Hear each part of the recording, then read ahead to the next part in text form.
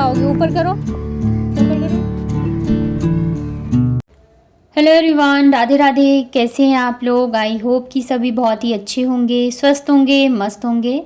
मैं भी ठीक ठाक हूँ। Welcome back to my channel Ashi Rashi vlogs. मैं हूँ रुचि। तो टाइम जो है वो सुबह के लगभग बज गए 5:30 और हमारे यहाँ पे जो कूड़े वाली गाड़ी है ना वो ज़्यादातर 5:30 या 5:15 के आसपास ही आती है, यानी कि एकदम सुबह सुबह ही आ जाती है।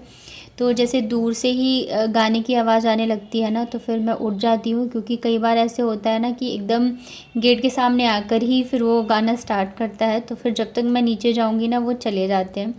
और फिर सुबह सुबह मैं उठ जाती हूँ तो 10 से 15 मिनट जो है वो वॉक भी कर लेती हूँ, क्योंकि पूरे दिन तो फिर खुद के लिए टाइम मिलना मुश्किल हो जाता है। उसके बाद फिर मैं आ गई थी नीचे, और ये ना तब का है जब बच्चों को मैं स्कूल से छोड़ के आ गई थी।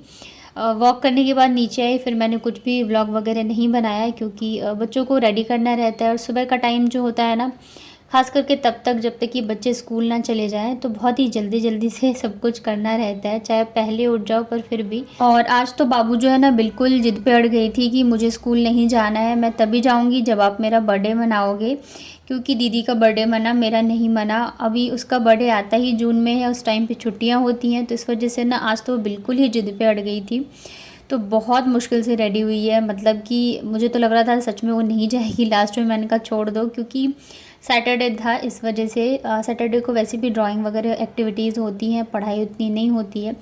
पर फिर जैसे तैसे ना मैंने उसको मनाया और फिर स्कूल छोड़ के आई। फिर वहाँ पे ना मैम थी, उसकी क्लास टीचर, तो फिर मैं ना उनसे बात करके आई कि मैम अगर मैं टॉफ़ीज़ दे जाऊंगी तो क्या आज सेलिब्रेट करा सकते हो उसका बर्थडे? तो उन्होंने कहा हाँ, मतलब कि हर मंथ के लास्ट जो डे होता है ना उस वाले दिन जो है, उस मंथ में जितने भी बच्चों का बर्थडे आया होता है तो वो सेलिब्रेट होता है, केक वगैरह कट होते हैं। तो मैम ने कहा हाँ बिल्कुल आप दे जाइए, मैं करवा दूँगी।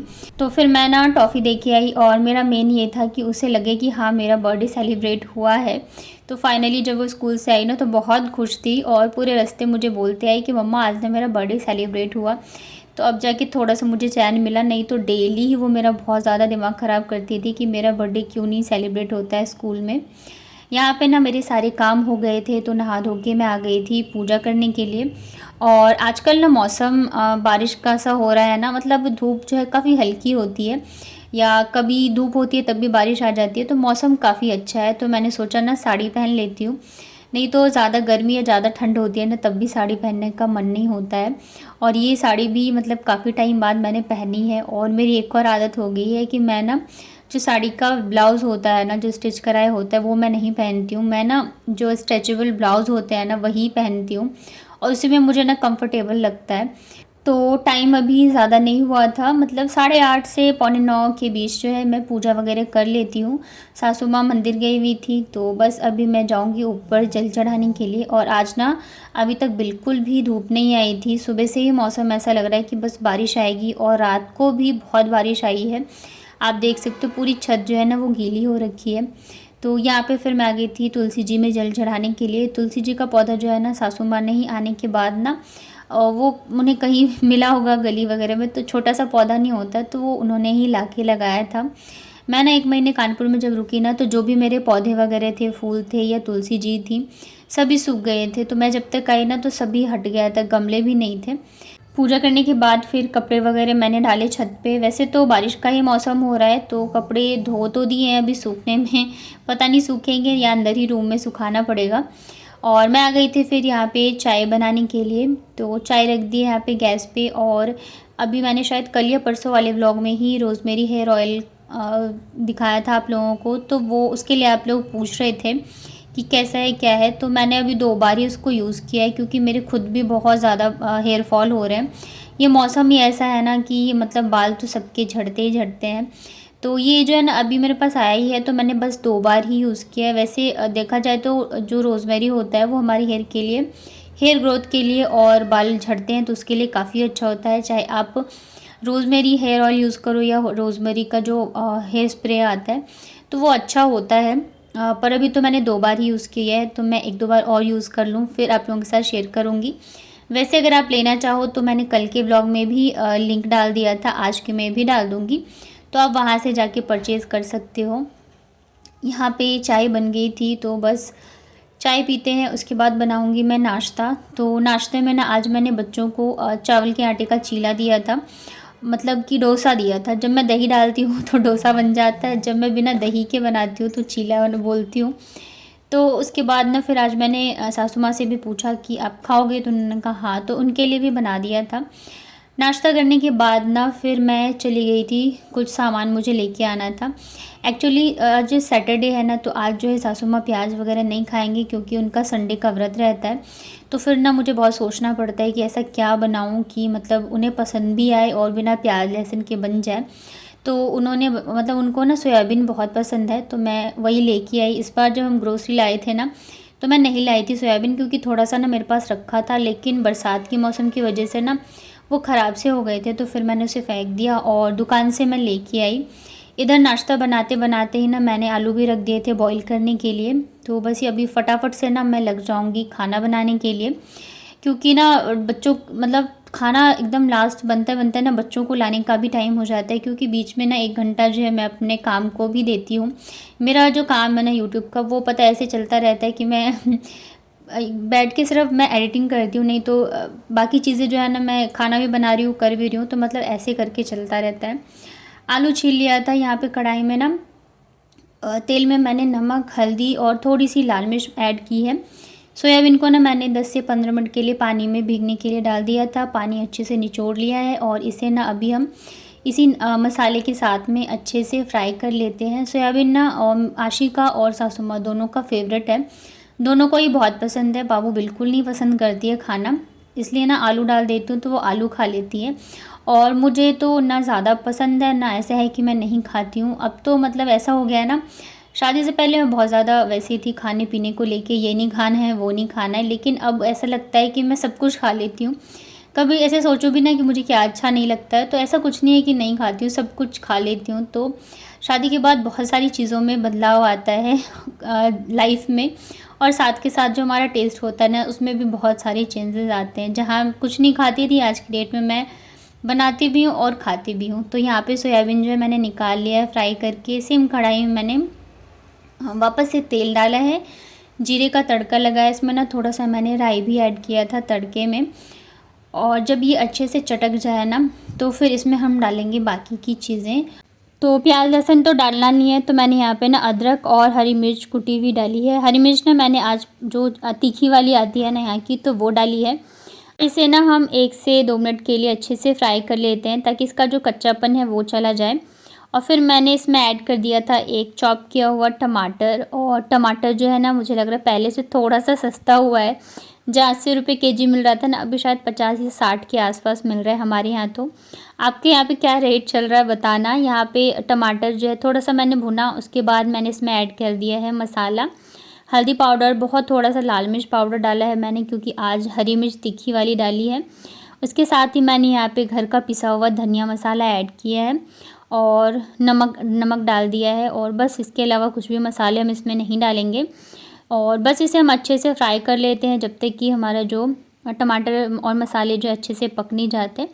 तो उसके लिए ना मैंने थोड़ा सा इसमें पानी डाल दिया था, ताकि मसाले जले भी नहीं और हमारे मसाला जो है अच्छे से फ्राई भी हो जाए। मसाले जितने अच्छे से भुने होते हैं ना, उतनी ही सब्ज़ी जो है टेस्टी बनती है।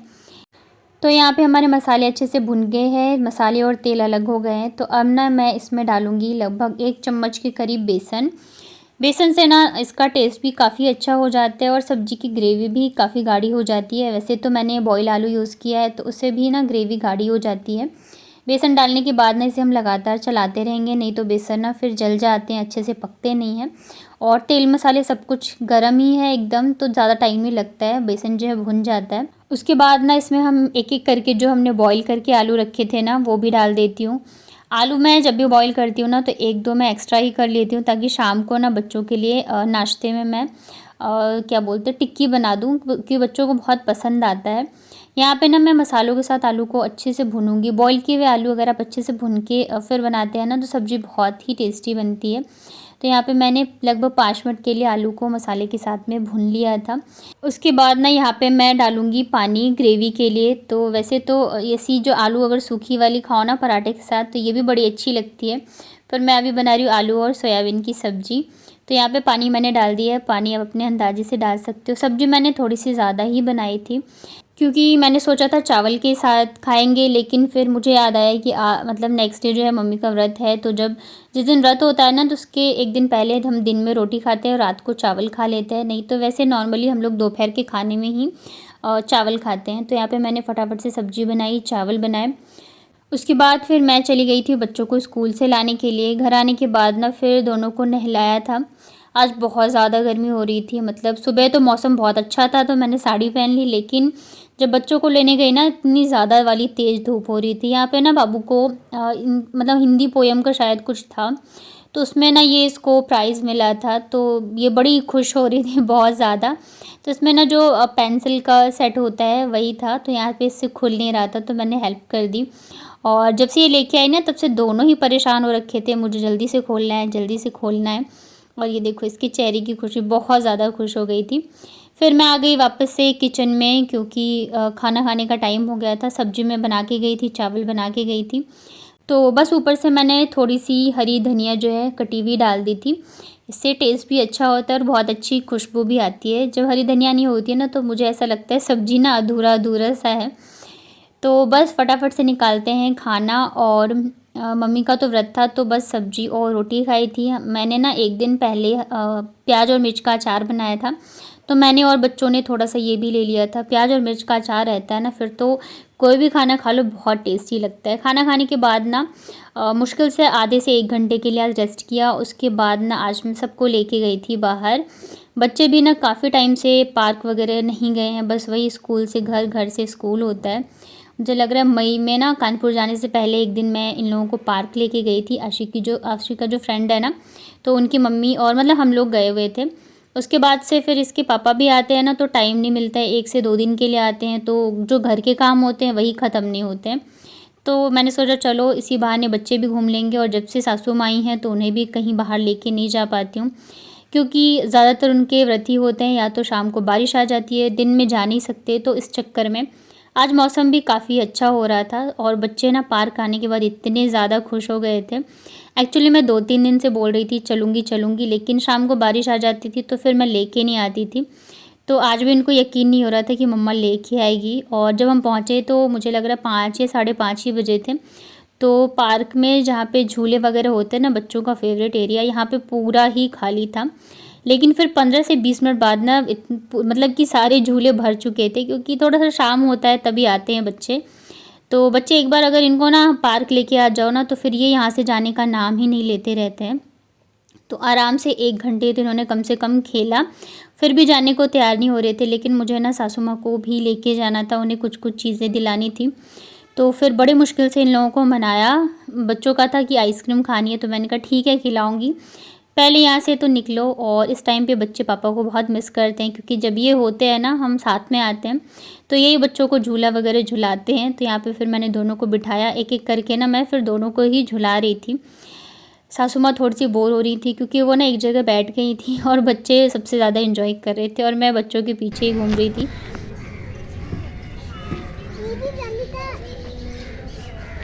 चलो चलो चलो आगे देखिए, चलो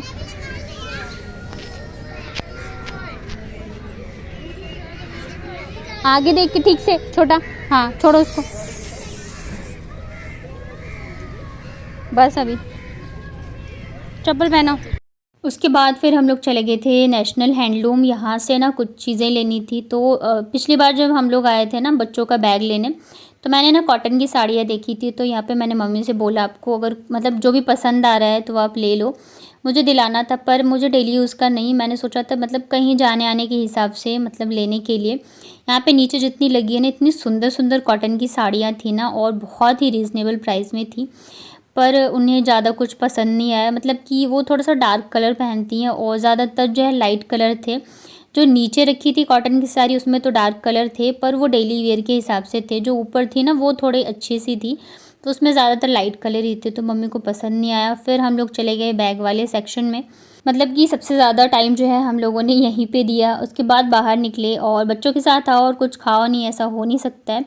तो सबसे पहले हम लोगों ने गोलगप्पे खाए, फिर मोमोज़ खाए और सासू माँ कुछ खाती नहीं प्याज लहसुन की वजह से, तो फिर मैंने फिर सबको ना आइसक्रीम दिलाया था। यहाँ पे सारे ना रिक्शा में बैठ के खा रहे थे। फिर हम लोग आ गए घर और घर पहुँचते पहुँचते ना 8:30 पौने 9 बज चुके थे। मुझे खाना भी बनाना था क्योंकि नेक्स्ट डे फिर मम्मी का व्रत है, तो फटाफट से मैंने ना इधर दाल तो बन गई थी, चावल चढ़ाया, सब्जी ना दिन की थोड़ी सी रखी हुई थी तो थोड़ी सी मैंने सूखी वाली सब्जी बनाई थी।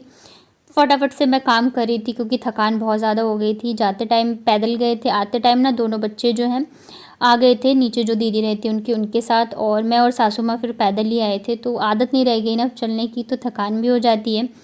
फिर इधर ना खाना भी बनाना था, तो आते के साथ ही फिर चेंज किया और तुरंत ही मैं लग गई खाना बनाने में।